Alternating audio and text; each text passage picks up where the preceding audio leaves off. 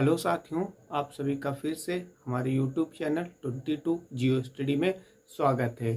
दोस्तों, आज हम लोग देखने वाले हैं भारतीय संविधान के प्रमुख प्रावधान व उनके स्रोत, यानी भारतीय संविधान में जो प्रावधान दिए गए हैं वो किन किन देशों से लिए गए हैं।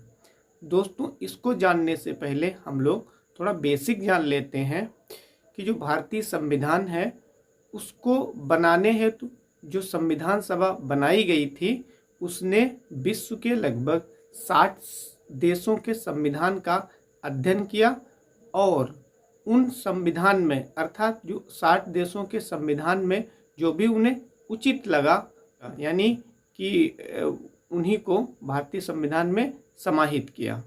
तो देखते हैं हम एक एक करके।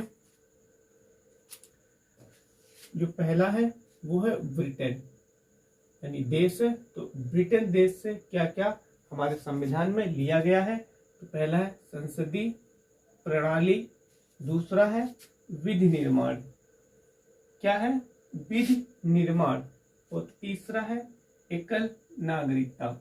यहाँ पे एकल नागरिकता का मतलब है जो भारतीय संविधान है वो भारत के प्रत्येक नागरिक को एक ही नागरिकता प्रदान करता है।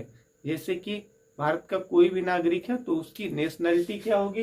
जैसे मान लिया ये कोई व्यक्ति है और ये भारत का नागरिक है। ये कौन है? ये है भारत का नागरिक। तो इसकी नेशनलिटी क्या होगी?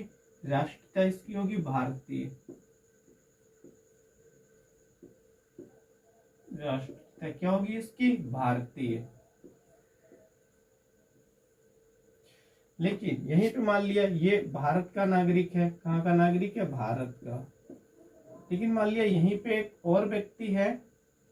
क्या है? एक और व्यक्ति है, ये मान लेते हैं। और ये कहाँ का? ये है अमेरिका का।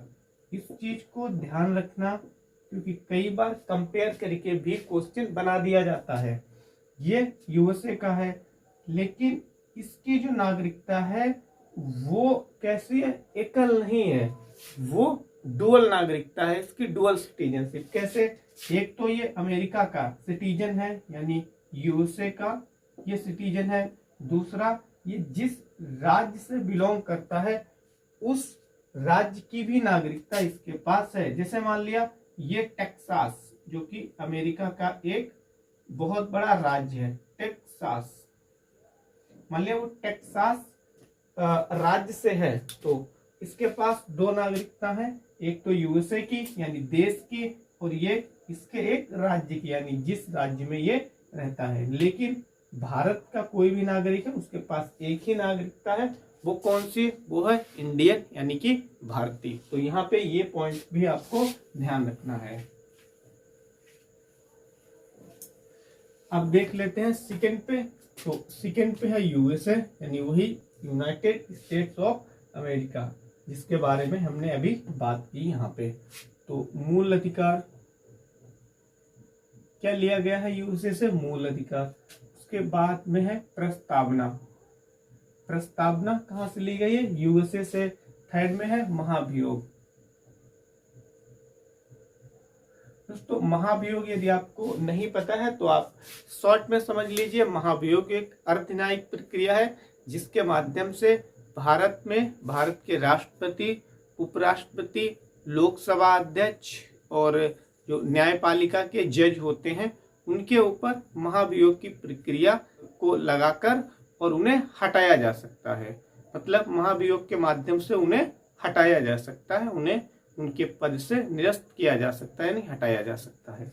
तो उसे कहते हैं महाभियोग। फिर है जेआर। जेआर का मतलब है यहाँ पे ज्यूडिशरी रिव्यू से मतलब है, इसका हिंदी में मतलब होता है न्यायिक पुनरावलोकन। यहाँ पे जगह नहीं है, मैं यहाँ पे लिख रहा हूँ। जेआर का मतलब क्या है? न्यायिक पुनरावलोकन। पुनरावलोकन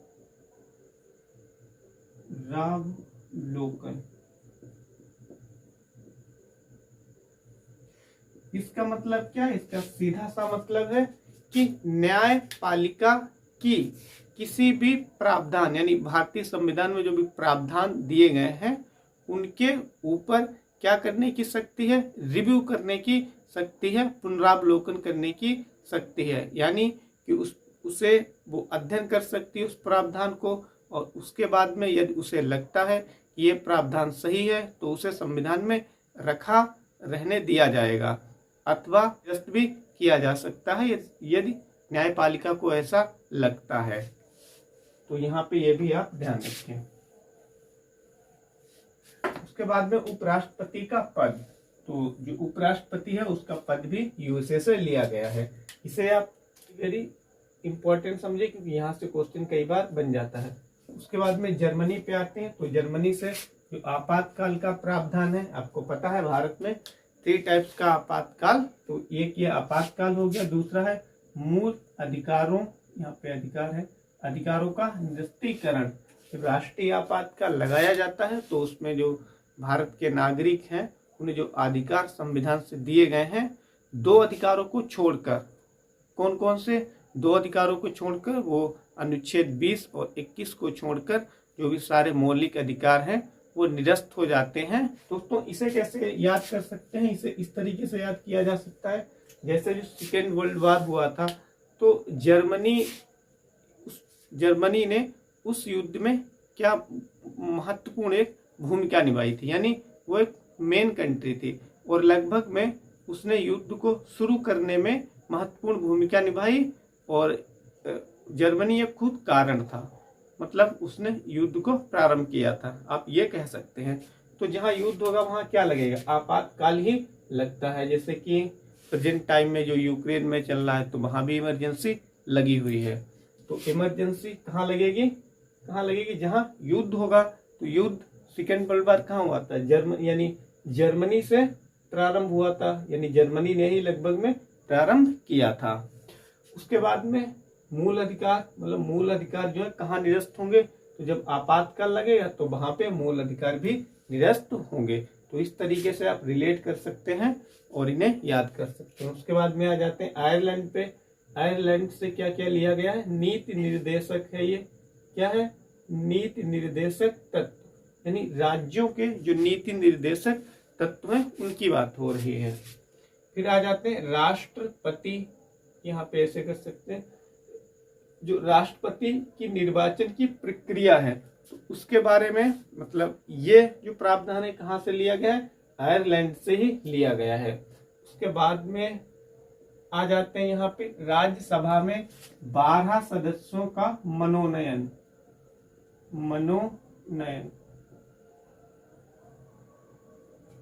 दोस्तों यहाँ पर मैं आपको एक फैक्ट और समझा देता हूँ, क्योंकि इस फैक्ट पे बहुत ज्यादा आपको कंफ्यूजन होती है। क्या होती है कि जो भारत का राष्ट्रपति है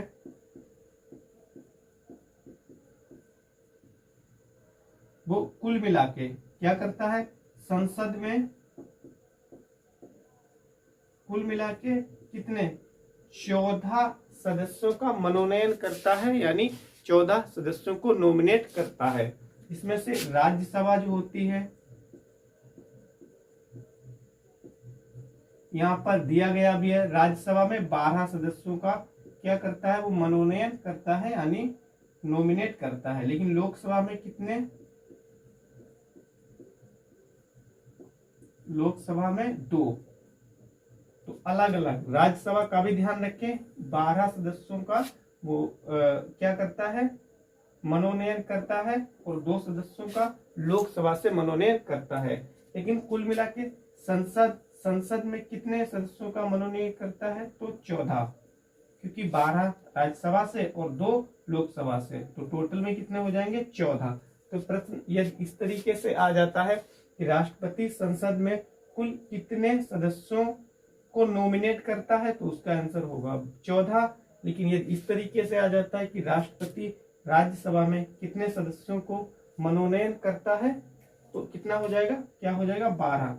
ये ऐसे आ जाता है कि राष्ट्रपति लोकसभा से कितने सदस्यों को नॉमिनेट करता है, तो उसका आंसर होगा 2। तो ये भी आप ध्यान रखें, यहां से आपको कंफ्यूजन हो सकता है, इसलिए मैंने यहाँ पे बता दिया है।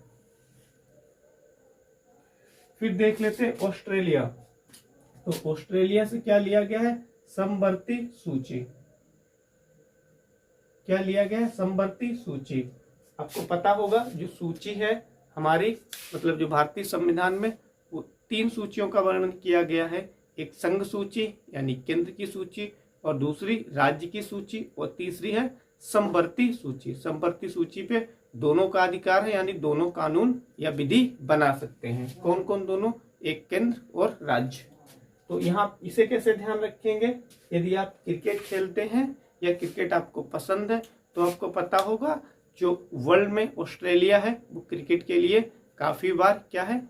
चैंपियन हो चुका है, यानी जो वर्ल्ड कप होता है उसको सबसे बार ऑस्ट्रेलिया ने ही जीता है। तो यहाँ पे आप इस तरीके से ध्यान रख सकते हैं कि जो वर्ल्ड कप है उसकी सूची में सबसे पहले कौन आता है? ऑस्ट्रेलिया आता है, क्योंकि इसने लगभग में 5 बार जो है वर्ल्ड कप अपने नाम किया हुआ है। तो यहाँ से आप रिलेट कर सकते हैं, ये सूची दिया हुआ है, ये समवर्ती सूची दिया हुआ है, मतलब ऑस्ट्रेलिया है, इसने 5 बार क्या किया हुआ है? वर्ल्ड कप जीता हुआ है, इसीलिए सूची 1 पे आती है ऑस्ट्रेलिया। तो इस तरीके से आप रिलेट करके याद कर सकते हो। यहां से मैंने आपको एक ट्रिक बता दी है, समझ लीजिए। फिर देख लेते हैं रूस। तो रूस से क्या लिया गया है? मूल कर्तव्य। क्या लिया गया है? मूल कर्तव्य। मूल कर्तव्य और मूल अधिकार में आपको कंफ्यूजन ना हो बिल्कुल भी, क्योंकि यूएसए है वहां से मूल अधिकार लिए गए हैं और जो रूस है वहां से मूल कर्तव्य लिए गए हैं। फिर है साउथ अफ्रीका। तो साउथ अफ्रीका से क्या क्या लिया गया है? संविधान संशोधन। क्या लिया गया? संविधान संशोधन। और उसके बाद में राज्यसभा में सदस्यों का निर्वाचन। क्या होगा? सदस्यों का निर्वाचन। तो यहाँ पे मनोनयन है और यहाँ पे निर्वाचन है, इनमें फर्क आप देख लें। यहाँ पे क्या है? राज्यसभा में सदस्यों का निर्वाचन है, यहाँ पे मनोनयन है, मतलब इसका है नॉमिनेशन। यहाँ पे नॉमिनेशन नहीं है, यहाँ पे मतलब है इलेक्ट, मतलब राज्यसभा में सदस्यों का जो इलेक्शन होता है उससे संबंधित यहाँ पे बात की गई है। फिर है फ्रांस। फिर क्या है? फिर है फ्रांस। फ्रांस से क्या क्या लिया गया है? गणतंत्रात्मक शासन। और उसके बाद में जो स्वतंत्रता है भारत की उसके बारे में, उसके बाद में समानता, और उसके बाद में बंधुता। तो इन शब्दों को कहां से लिया गया है? फ्रांस के संविधान से लिया गया है।